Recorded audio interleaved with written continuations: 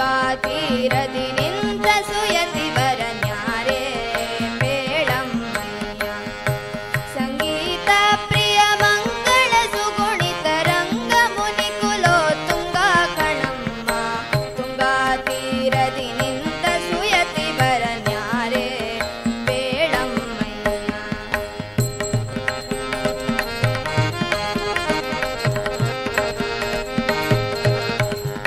ಚೆಲುವ ಸುಮುಖ ಫಣಿಯಲ್ಲಿ ತಿಲಕನ ಮಗಳು ಬೇಳಮ್ಮಯ್ಯ.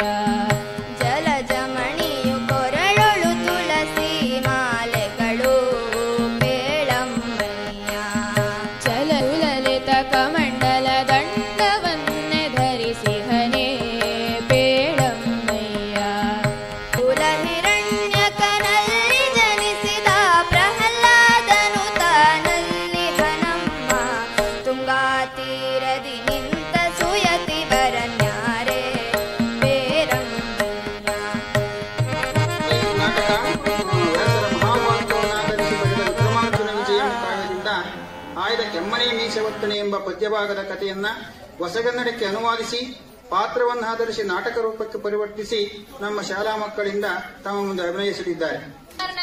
ರಾಜಕುಮಾರನಾದ ದೃಪದನು ಮತ್ತು ದ್ರೋಣರು ಕೂಡ ಯಜ್ಞಸೇನ ಗುರುಗಳ ಬಳಿ ವಿದ್ಯಾಭ್ಯಾಸ ಮಾಡುತ್ತಿರುತ್ತಾರೆ.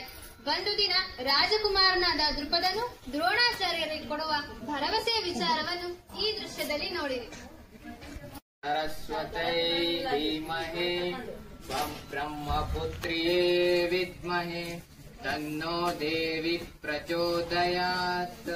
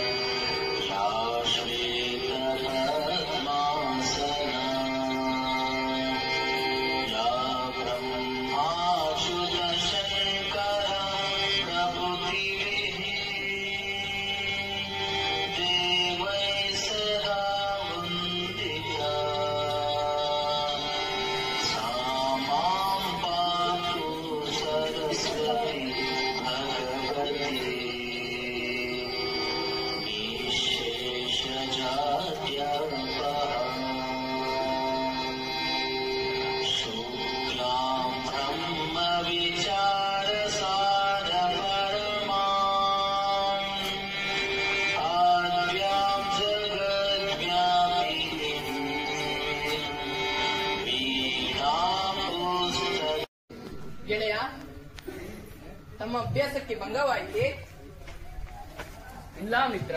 ಏನು ಅಭ್ಯಾಸ ಮಾಡುತ್ತಿರುವಿರಿ? ನಿನ್ನೆ ಯಜ್ಞಸೇನ ಗುರುಗಳು ಹೇಳಿದ ಸರಸ್ವತಿ ಶ್ಲೋಕವನ್ನು ಅಭ್ಯಾಸ ಮಾಡುತ್ತಿದ್ದೆ ಮಿತ್ರ. ಗೆಳೆಯ ದ್ರೋಣಾಚಾರ್ಯ, ನಮ್ಮ ವಿದ್ಯಾಭ್ಯಾಸ ಮುಕ್ತಾಯ ಹಂತಕ್ಕೆ ಬರುತ್ತಿದೆ. ನಾವಿನ್ನು ದೂರವಾಗುವ ಸಮಯ ಸಮೀಪಿಸುತ್ತಿದೆ. ಹೌದು ಮಿತ್ರ, ಇನ್ನು ನನ್ನ ನಿಮ್ಮ ಭೇಟಿ ಅಪರೂಪ ಎಂದೆನಿಸುತ್ತದೆ. ಗುರುಕುಲದಿಂದ ಹಿಂದಿರುಗಿದ ಮೇಲೆ ನಿಮ್ಮ ಜೀವನದ ಮುಂದಿನ ಕಾರ್ಯವೇನು ಮಿತ್ರ? ಕಾರ್ಯವಿನ್ನೇನಿದೆ? ಕಲಿತ ವಿದ್ಯೆಗಳನ್ನು ರಾಜಕುಮಾರರಿಗೆ, ವಿದ್ಯಾಪೇಕ್ಷಿಗಳಿಗೆ ಧಾರೆ ಎರೆಯುವುದು, ಬಂದ ಅಲ್ಪ ಸ್ವಲ್ಪ ಸಂಪಾದನೆಯಲ್ಲಿ ಜೀವನ ನಡೆಸುವುದು. ನಾನು ರಾಜಕುಮಾರನಾದ್ದರಿಂದ ನಿಮ್ಮ ಹಾಗೆ ಜೀವನ ಸಾಗದು. ಹೌದು, ತಾವು ರಾಜಕುಮಾರರು.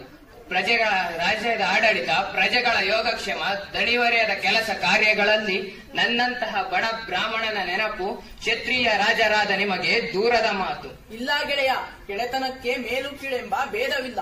ನಾನು ಮುಂದೆ ರಾಜನಾಗುವುದು ಖಚಿತ. ಆದ್ದರಿಂದ ನಿನಗೊಂದು ಮಾತು ಕೂಡ ಬಯಸುತ್ತೇನೆ. ಹೇಳು ಮಿತ್ರ. ರಾಜಕುಮಾರರಾದ ತಾವು ಕೊಡಬಯಸುವ ಮಾತು ನನ್ನಂತಹ ಬಡ ಮಿತ್ರನಿಗೆ ಕಷ್ಟ ಕಾಲದಲ್ಲಿ ಸಹಾಯವಾಗಬಹುದು. ದ್ರೋಣಾಚಾರ್ಯ, ನಿಮಗೆ ಮುಂದಿನ ಜೀವನದಲ್ಲಿ ಕಷ್ಟಗಳು ಸಂಭವಿಸಿದರೆ ನನ್ನ ಹತ್ತಿರ ಬನ್ನಿರಿ. ನಾನು ಹೇಗಿದ್ದರೂ ರಾಜನಾಗಿರುತ್ತೇನೆ. ನಿಮಗೆ ಬೇಕಾದಷ್ಟು ಸಂಪತ್ತನ್ನು ಕೊಟ್ಟು ನಿಮ್ಮ ಕಷ್ಟಗಳನ್ನು ಪರಿಹರಿಸುತ್ತೇನೆ. ಧನ್ಯನಾದೆ ಮಿತ್ರ. ನಿನ್ನಂತಹ ಗೆಳೆಯನನ್ನು ಪಡೆದ ನಾನೇ ಧನ್ಯ. ಅದು ಯಜ್ಞಸೇನ ಗುರುಗಳು ಆಗಮನಿಸುತ್ತಿದ್ದಾರೆ. ನಡೆ ಹೋಗೋಣ. ನನ್ನ ಮಾತು ಜ್ಞಾಪಕವಿರಲಿ ಮಿತ್ರ. ಆಗಬಹುದು. ಧನ್ಯೋಸ್ಮಿ. ಹಾಗೂ ದ್ರೋಣಾಚಾರ್ಯರು ಗುರುಕುಲ ಆಶ್ರಮವನ್ನು ಬಿಟ್ಟ ಬಳಿಕ ತಮ್ಮ ತಮ್ಮ ಬದುಕಿನ ಬಾಳ ಹಾದಿಯನ್ನು ಸಾಗುತ್ತಿರುತ್ತಾರೆ. ದೃಪದನು ಛಾತ್ರಾವತಿಯ ರಾಜನಾಗುತ್ತಾನೆ. ದ್ರೋಣಾಚಾರ್ಯರು ಹೆಂಡತಿ ಮಕ್ಕಳೊಡನೆ ಕಡುಬ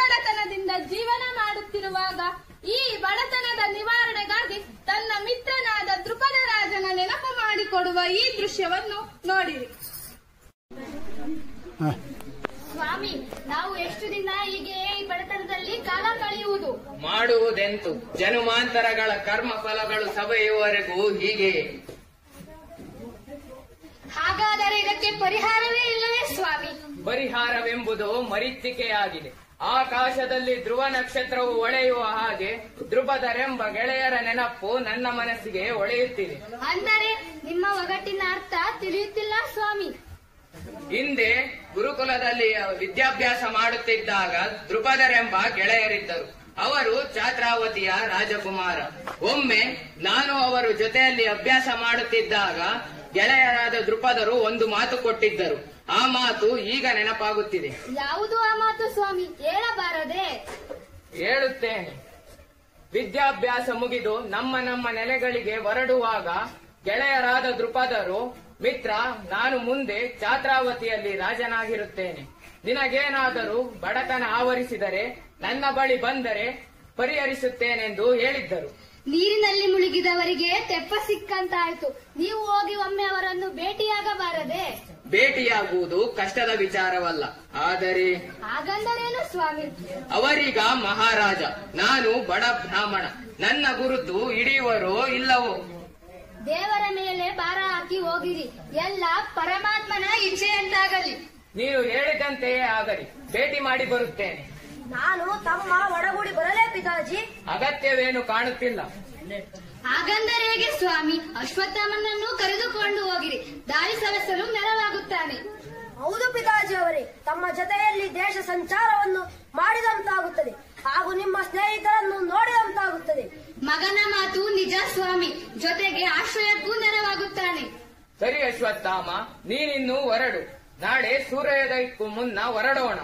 ಆಯ್ತು ಪಿತಾಜಿ, ಬೆಳಗ್ಗೆ ಹೊರಡೋಣ. ದ್ರೋಣಾಚಾರ್ಯರು ತಮ್ಮ ಮಗನಾದ ಅಶ್ವತ್ಥಾಮನನ್ನು ಕರೆದುಕೊಂಡು ಪರಶುರಾಮರಿದ್ದಲ್ಲಿಗೆ ಬರುತ್ತಾರೆ. ಆದರೆ ಆ ವೇಳೆಗಾಗಲೇ ಪರಶುರಾಮರು ತನ್ನಲ್ಲಿದ್ದ ಸಂಪತ್ತನ್ನೆಲ್ಲ ತ್ಯಾಗ ಮಾಡಿ ಕಾಡಿಗೆ ತಪಸ್ಸಿಗೆ ಹೊರಟಿರುತ್ತಾರೆ. ಆ ವೇಳೆಗೆ ಬಂದ ದ್ರೋಣಾಚಾರ್ಯರನ್ನು ಭಾರ್ಗವರು ಹೇಗೆ ಸತ್ಕರಿಸುತ್ತಾರೆಂಬುದನ್ನು ಈ ದೃಶ್ಯದಲ್ಲಿ ನೋಡಿರಿ.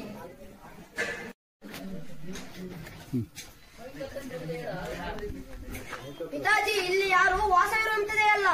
ಹೌದು ಕುಮಾರ, ಇದು ಪರಶುರಾಮರ ಕುಟೀರ. ನಡೆ, ಅವರನ್ನು ಭೇಟಿಯಾಗೋಣ. ಅವರಿಂದ ಏನಾದರೂ ಸಹಾಯವಾಗಬಹುದು. ತಮ್ಮ ಇಚ್ಛೆಯಂತಾಗಲಿ ಪಿತಾಜಿ ಅವರೇ. ಯಾರು? ದ್ರೋಣಾಚಾರ್ಯರೇ. ಬಡವರ ಮನೆಗೆ ಭಾಗ್ಯ ದೇವರೇ ಬಂದಂತಾಯಿತು. ನಿಲ್ಲಿ ಗುರುಗಳೇ, ನಿಮ್ಮ ಪಾದಗಳಿಗೆ ಅರ್ಘ್ಯ ನೀಡುತ್ತೇನೆ.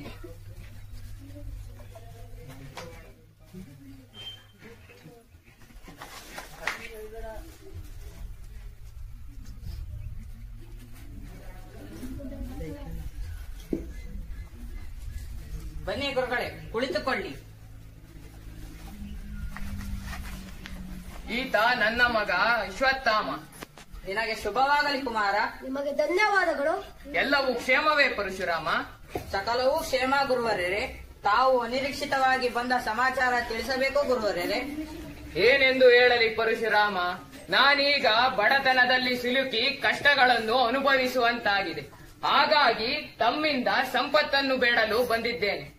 ಬಹಳ ತಡವಾಯಿತು ಗುರುಗಳೇ. ನನ್ನ ಬಳಿ ಇದ್ದ ಒಡವೆಗಳನ್ನೆಲ್ಲ ಬೇಡಿದವರಿಗೆ ಕೊಟ್ಟೆ, ಭೂಮಿಯನ್ನು ಗುರುಗಳಿಗೆ ಕೊಟ್ಟೆ. ಈಗ ನನ್ನ ಬಳಿ ಒಂದಡಕೆಯೂ ಇಲ್ಲ.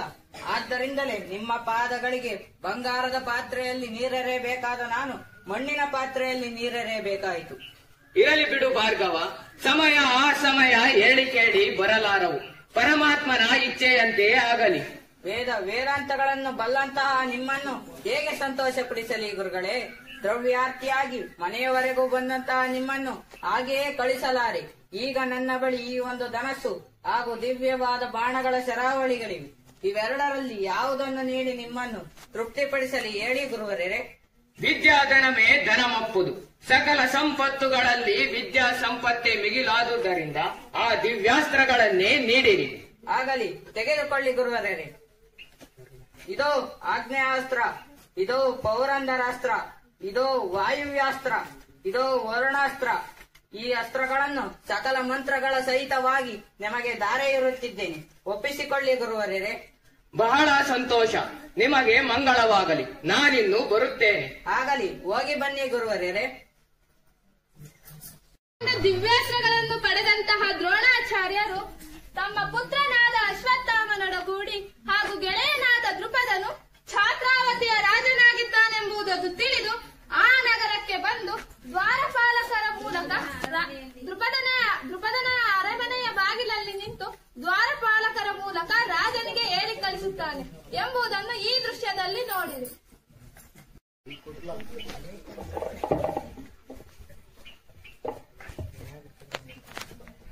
ತಾವು ಯಾರೆಂದು ತಿಳಿಯಲಿಲ್ಲ ಮಹಾತ್ಮರೇ, ನಿಮ್ಮನ್ನು ಒಳಗೆ ಬಿಡಲು ಸಾಧ್ಯವಿಲ್ಲ. ಅದು ನಮಗೆ ತಿಳಿದಿದೆ ಪಡಿಹರ. ಬಾಲ್ಯದಲ್ಲಿ ನಿಮ್ಮ ಅರಸರೊಡನೆ ವಿದ್ಯಾಭ್ಯಾಸ ಮಾಡಿದ ದ್ರೋಣನೆಂಬ ಬ್ರಾಹ್ಮಣರು ಬಂದಿದ್ದಾರೆಂದು ನಿಮ್ಮ ಅರಸನಿಗೆ ತಿಳಿಸು. 5 ಗುರುವರೇ, ನೀವು ಹೇಳಿದ ರೀತಿಯಲ್ಲೇ ದೊರೆಗಳಿಗೆ ತಿಳಿಸುತ್ತೇನೆ.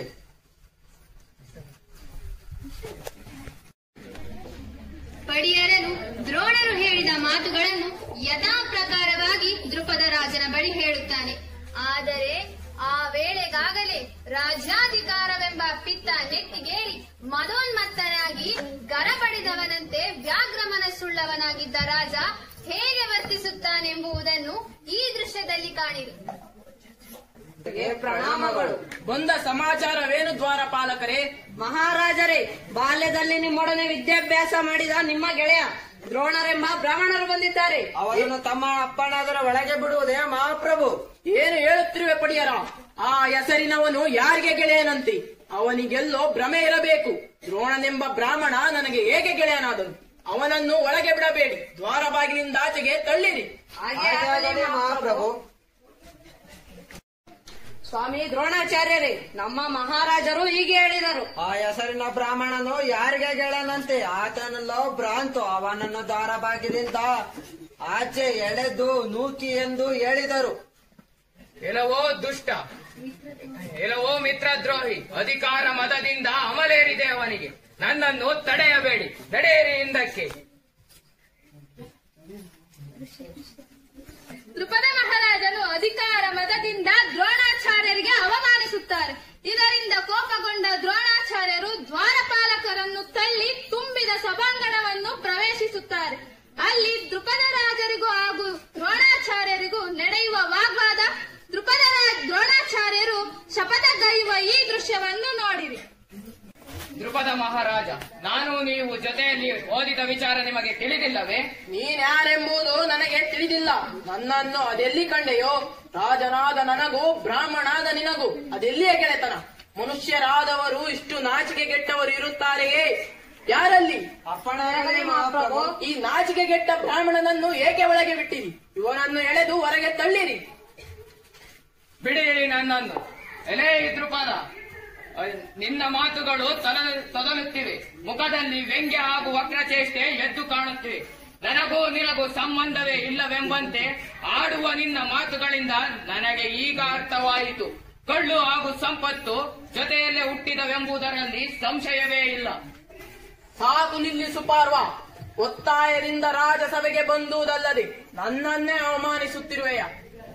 ಎಲ್ಲವೋ ದುಷ್ಟ, ಕಳ್ಳ ನೊಣಕ್ಕೆ ಟಿಪ್ಪೆ ಶ್ರೇಷ್ಠವೆಂಬಂತೆ ನಿನ್ನ ಯೋಗ್ಯತೆ. ನೀನು ನನಗೆ ಸರಿ ಸಮವೇ. ನೀನು ದುಷ್ಟ ನೊಣ. ಇಲ್ಲವೋ ಬ್ರಾಹ್ಮಣ, ಅತಿಯಾಯಿತು ನಿನ್ನ ವರ್ತನೆ. ದೃಪದ, ನಾನು ನೀನು ಜೊತೆಯಲ್ಲಿ ಓದಿದೆವೆಂಬ ಕಾರಣಕ್ಕೆ ನಿನ್ನನ್ನು ಕೊಲ್ಲಲಾರೆ. ಈ ದಿವ್ಯಾಸ್ತ್ರಗಳಿಂದ ನಿನ್ನನ್ನು ಕೊಲ್ಲುವುದು ಕಷ್ಟವಲ್ಲ. ಈ ತುಂಬಿದ ರಾಜಸಭೆಯಲ್ಲಿ ನನ್ನನ್ನು ಅವಮಾನಿಸಿದ ನಿನ್ನನ್ನು ಮುಂದೊಂದು ದಿನ ತಳಮಳಗುಟ್ಟಿ ಬೆರಗಾಗುವಂತೆ ನನ್ನ ಶಿಷ್ಯರಿಂದ ನಿನ್ನ ಎಡೆಮುರಿ ಕಟ್ಟಿಸಿ ಎಡೆತರಿಸಿ ನನ್ನ ಪಾದದ ಮೇಲೆ ಹಾಕಿಸದಿದ್ದರೆ ನಾನು ಒತ್ತಿರುವ ಮೀಸೆಗಳೇ ವ್ಯರ್ಥ.